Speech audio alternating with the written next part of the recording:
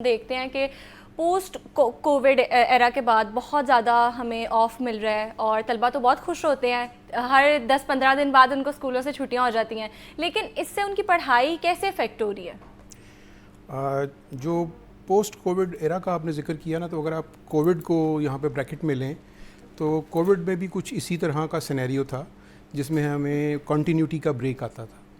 जो कॉन्टीन्यूटी है बेसिकली जो कॉन्टीन्यूटी का एक तसलसल का एक मेयार है वो ब्रेक हो गया था कोरोना की वजह से। इसी तरह से जो ये पिछले 2 साल गुजरे हैं इनमें भी कॉन्टीन्यूटी पहले से कम हो गई है। अभी आपने पीछे देखा होगा कि फेब में भी चंद माह तकरीबन 2 माह के दौरान आपने देखा होगा कि सिर्फ फेब और मार्च में ही जो है वो स्कूल्स कितनी देर के लिए बंद रहे हैं। और ऑटोमेटिकली इसकी वजह से एक तो जो एकेडमिकली वीक हो जाएंगे बच्चे और उनकी जो स्किल्स हैं, जो भी उनका डिसिप्लिन है वो भी अल्टीमेटली वो भी डिक्लाइन कर जाएगा। बिल्कुल ऐसे ही है। अच्छा ये बताएं कि हम बात कर ही रहे हैं, जो हमारा एनुअल ईयर है कुछ डेज़ होते हैं कि लाजमी हमें पढ़ना ही है उसमें, तो जैसे कि अभी मैंने स्टार्ट में बात की है वो 110 डेज़ तक रह गया, तो इसका क्या नेगेटिव इफेक्ट होगा? इसका नेगेटिव इम्पैक्ट ये होगा कि अल्टीमेटली हमारा जो सिलेबस है वो स्क्वीज़ हो जाएगा। हमें वो सारा सिलेबस जो हमें 190 डेज़ के ऊपर या 180 डेज़ के ऊपर उसको स्पैन अप किया हुआ था, उसे हमें स्क्वीज़ करके 110 डेज़ के ऊपर लेके आना पड़ेगा। यहाँ मैं थोड़ा सा आपको करेक्ट करता चलूँ कि ये जो 110 डेज़ हैं ये सारे एकेडमिक डेज़ नहीं हैं। अच्छा। इन एकेडमिक्स डेज़ में कुछ वो दिन भी हैं जिनमें आपके इम्तिहान होने हैं। अब अगर आप किसी स्कूल में कोई फर्स्ट टर्म एग्ज़ाम के लिए मिनिमम भी चाहिए होते हैं तो 12 डेज़ मिनिमम चाहिए होते हैं, और नॉर्मली हमारे यहाँ पे रुझान ये है कि 3 टर्म्स होती हैं, तो आप 30 डेज़ तो ये भी निकाल दीजिए। सो यू ओनली हैव 90 और 80 डेज़ जिसमें आप अपने बच्चे को जो भी एकेडमिकली आपने प्रिपेयर किया हुआ है उनके सिलेबस के लिए वो आप उनको डिलीवर करते हैं। तो इससे तो 30 डेज़ तो और निकल गए बीच में से। तो इसमें जो हमारी इसकी वजह से हमें अपने सिलेबस को स्क्वीज़ करना पड़ता है, जिससे आप ये भी कह सकते हैं जैसे हम कोरोना का जिक्र आपने किया तो उसमें स्मार्ट सिलेबस हुआ करता था, तो वही ये स्मार्ट सिलेबस की तरह हमें इसको पढ़ाना पड़ रहा है। तो अल्टीमेटली इससे जो जनरेशन आएगी उसके अंदर एकेडमिक वीकनेस भी होगी और डिसिप्लिन वीकनेस भी होगी उसमें। बिल्कुल ऐसी है। अच्छा ये बताएं कि एआई को इंट्रोड्यूस करवा दिया, तो हम देख रहे हैं कि पहले जो ऑनलाइन क्लासेस है उसकी तरफ गवर्नमेंट भी कह रही है शिफ्ट करें और फिर एआई को भी इंट्रोड्यूस करा दिया है, तो ये तो प्रैक्टिकल सब्जेक्ट है और मुझे लगता है ये इन स्कूल ही समझ सकते हैं, तो आपको क्या लगता है ये सही डिसीजन है? जी, इंट्रोड्यूस करवाना तो एक अच्छा अमल है, लेकिन किसी चीज़ को जब भी आप इम्प्लीमेंट करते हैं तो उसके लिए उसकी बैकग्राउंड प्रेपरेशन बड़ी ज़रूरी होती है कि इसको जब हमने इम्प्लीमेंट करना है तो इसके लिए हमें इसकी जो बैकलैश है वो क्या आएगी, प्रॉज इसके क्या हैं, कॉन्स इसके क्या हैं, हमें ये दोनों चीज़ों को देखना पड़ता है कि एक ऐसी जगह के ऊपर जहाँ पर उसके लिए रिसोर्सेज मुयसर नहीं हैं, ना हम उसके लिए उतने डिसिप्लिन्ड हैं जैसे दूसरी कंट्रीज़ हैं। आप दूसरी कंट्रीज़ की तरफ देखें तो वहाँ पे उनके पास जो स्ट्रक्चर है वो बहुत ज़्यादा वाइड है और उनके पास रिसोर्सेज अवेलेबल हैं और कम प्राइस पे अवेलेबल हैं, पर कैपिटा के हिसाब से देखा जाए तो कम प्राइस पे अवेलेबल हैं। अब अगर हमारे पास वो रिसोर्सेज अवेलेबल नहीं हैं तो डेफिनेटली इसके अंदर ग्लिच आएगा।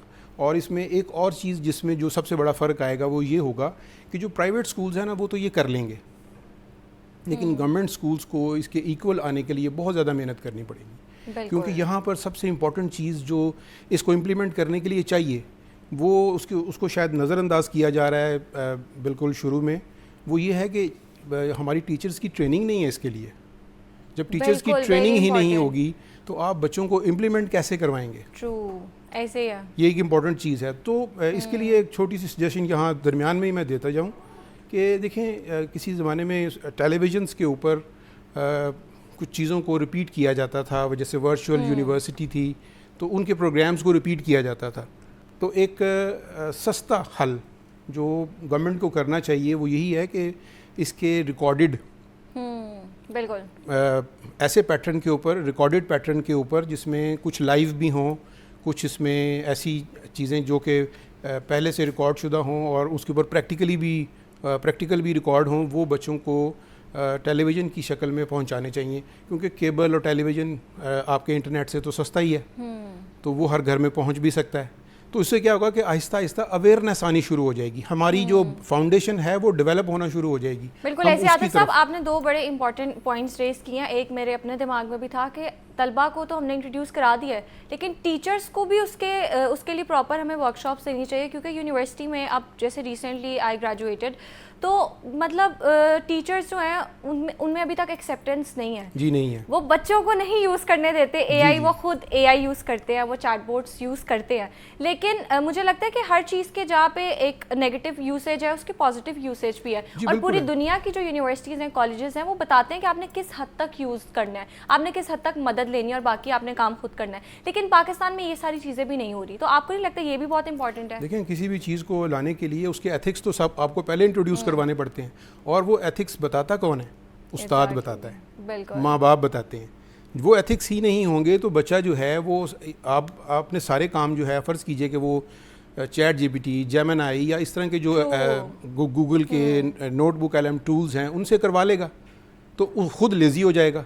ये एक उसका अल्टीमेट वो इफ़ेक्ट है जो नेगेटिविटी की तरफ जाता है। तो इसको रोकने के लिए हमें बताना होता है, हमें उसको डिफ़ाइन करना होता है कि भाई इस इंफ्रास्ट्रक्चर के अंदर आपने सिर्फ इतना काम चैट जीपीटी से whatever the tool you are using उससे करना है, बाकी का काम you have to do it by yourself.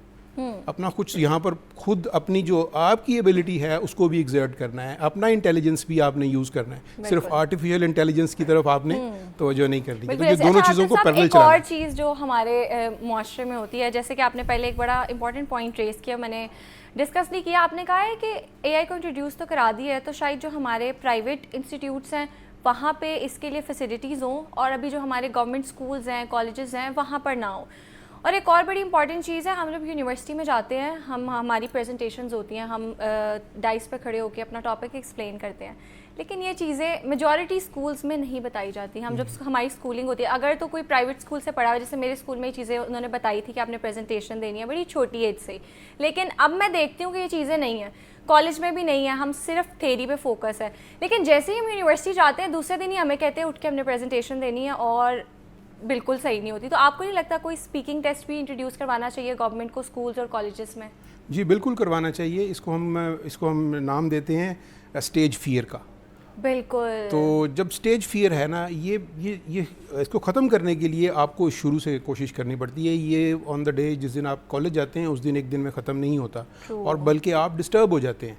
बिल्कुल। आप हूट होते हैं, आप बुली होते हैं, जिसकी वजह से आपका जो एक वैसे ही कॉन्फिडेंस लेवल लो हुआ होता है वो और शैटर कर जाता है। तो इसके लिए हमारे स्कूल्स के अंदर या इससे पहले इसको प्रिपेयर करवाना चाहिए, और प्राइवेट स्कूल्स तो ये करवाते भी हैं।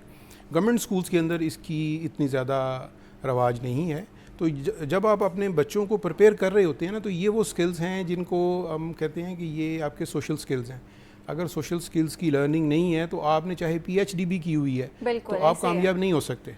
बिल्कुल तो ऐसे ही है। ये आपकी लर्निंग के ऊपर डिपेंड करता है। ये जो ऑनलाइन क्लासेस हैं, आप इनके हक में हैं और आपको लगता है कि ये एक पॉजिटिव ऑल्टरनेट है? अगर इस हवाले से पूछा जाए तो देखें, जब इमरजेंसी होती है ना, तो इमरजेंसी में कोई ना कोई ऑल्टरनेट सॉल्यूशंस किए जाते हैं, जिसे कहते हैं लाइफ लाइन्स ली जाती हैं। आपके पास क्वेश्चन ऐसा आ जाए तो आप लाइफ लाइन लेते हैं, तो इसी तरह से ये लाइफ लाइन है। अगर ये नहीं होगा, ये हाइब्रिड सिस्टम नहीं होगा, तो जो ऑलरेडी जितना हम दे रहे हैं उससे भी नीचे आ जाएगा सिस्टम। तो किसी हद तक इसको मैं समझता हूँ कि ये एक टेम्परेरी सोल्यूशन ज़रूर है, but it's not a permanent solution. Permanent solution जो है वो it's always the presence of a teacher in a classroom, और बच्चे वहाँ मौजूद हों। अच्छा, आज सब ये बताएं कि ऑनलाइन अब क्योंकि क्लासेस ऑब्वियसली जो हालात चल रहे हैं, हर हम 10-15 दिन बाद देखते हैं कोई ना कोई ऐसी चीज़ हो जाती है, सिचुएशन हो जाती है कि ऑनलाइन क्लासेस पे शिफ्ट करना पड़ता है उनको, चाहते ना चाहते हुए भी। तो आपको क्या लगता है कि ऑनलाइन जो क्लासेस हैं उससे रिलेटेड कौन से बड़े चैलेंजेस हैं जो फेस कर रहे हैं स्कूल्स, यूनिवर्सिटीज़ और कॉलेजेस? सबसे पहले तो जो है ना, उसमें जो कंटिन्यूटी का जो लैग है ना, उसकी वजह से हमारा जो सिलेबस है, जो बच्चों की एक सिलेबस के हवाले से एक अपनी एक ग्रोथ हो रही होती है ना, वो रुक जाती है। किसी भी किस्म की, चाहे वो प्रैक्टिकल ग्रोथ है, चाहे वो डिसिप्लिन की ग्रोथ है, चाहे वो आपकी रूटीन जिसमें आप अपना पढ़ाई का एक ख़ास टाइम मुकर्रर करके बैठ के पढ़ते हैं, वो तमाम चीज़ें डिस्टर्ब हो जाती हैं। अब हर बच्चा जो है, जब आप ऑनलाइन क्लासेस ले रहे होते हैं तो ऑनलाइन क्लासेस के लिए हाजिर नहीं होता। बड़ा वालिदैन के लिए भी दिक्कत आ जाती है ना। अब वालिदैन के अपने काम भी हैं, वो ऑनलाइन क्लासेस के लिए बच्चों को बिठा भी नहीं सकते हैं। फिर दूसरी सबसे बड़ी प्रॉब्लम ये आती है कि हर घर में अब इंटरनेट भी मौजूद नहीं है अभी, और वो उसकी वो स्पीड भी अवेलेबल नहीं है जो हमारी बेसिक रिक्वायरमेंट है उसके मुताबिक। हम वहाँ पे भी पूरे पाकिस्तान में जितनी शायद बैंडविड्थ अवेलेबल है इस वक्त घरों के अंदर, वो शायद किसी बाहर किसी डेवलप्ड कंट्री के अंदर पूरी एक यूनिवर्सिटी को दी गई हुई है।